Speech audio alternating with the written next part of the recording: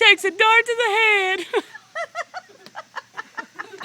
Say, We're gonna pull out a little boy's tooth with a helicopter.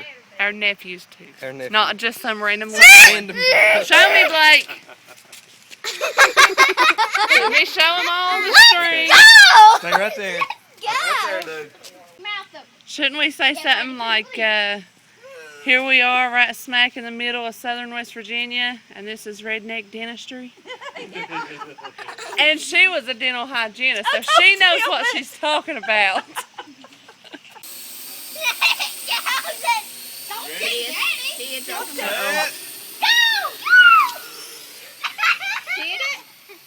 No!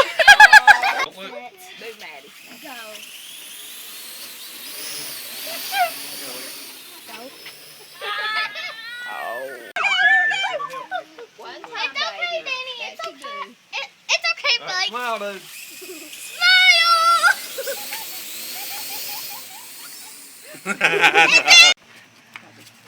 Daddy say. Hey.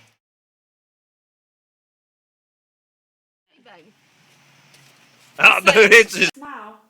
All right, show me the smile. All right, show me the tooth. And tell him, say it only took me 14 tries. 14 tries.